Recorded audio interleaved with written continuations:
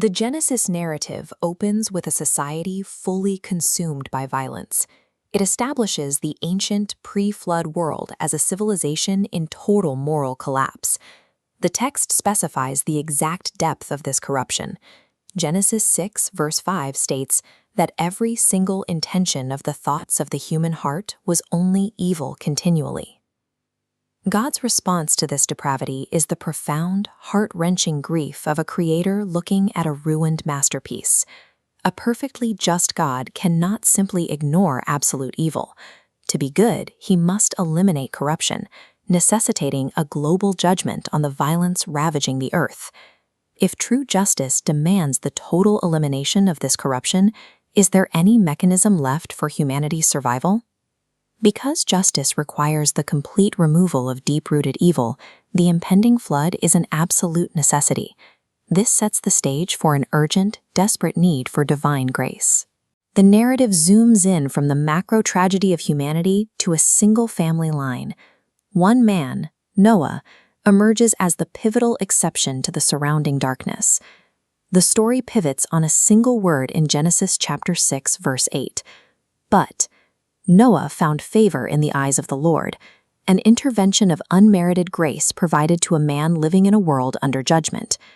Noah lived centuries before the law of Moses, yet he maintained a righteous walk by following what the New Testament calls the work of the law written on the heart.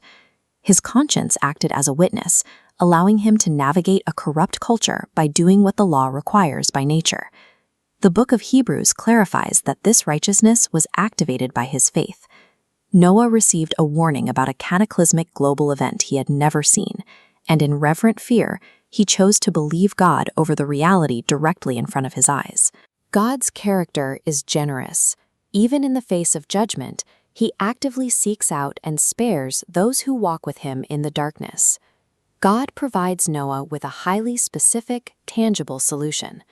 The instructions for building the ark are meticulous, offering a practical architectural blueprint for survival. This ancient Egyptian cubit rod shows the exact scale of the biblical text.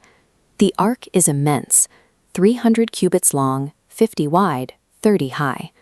Applying these precise markings reveals a massive barge built for stability, lacking any mechanism for navigation. The engineering commands are exact.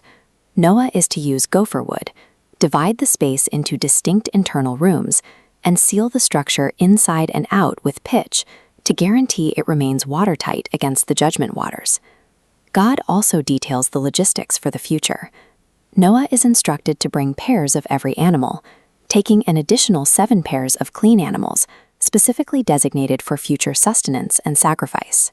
Despite having never experienced a global flood, Noah begins construction. His obedience to these complex, daunting blueprints is immediate and total.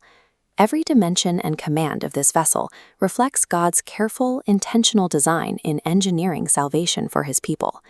By saving Noah's household, God secured the lineage of faith that would eventually form the community of the church.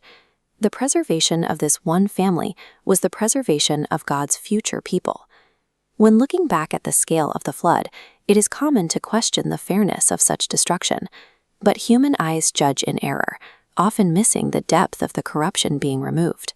We are asked to trust the perfect judge. In the Gospel of Matthew, Jesus draws a direct parallel to this moment. He compares the days of Noah to the future, impending judgment at the coming of the Son of Man. He notes that society before the flood was entirely distracted. People were eating, drinking, and marrying, going about their daily lives unaware until the water actually arrived. The ark functions as a tangible witness of faith.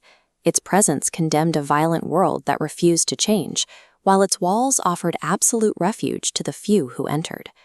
Just as he did in the book of Genesis, God still provides a vessel of grace today. He invites us to trust his generous character and walk by faith in a broken world.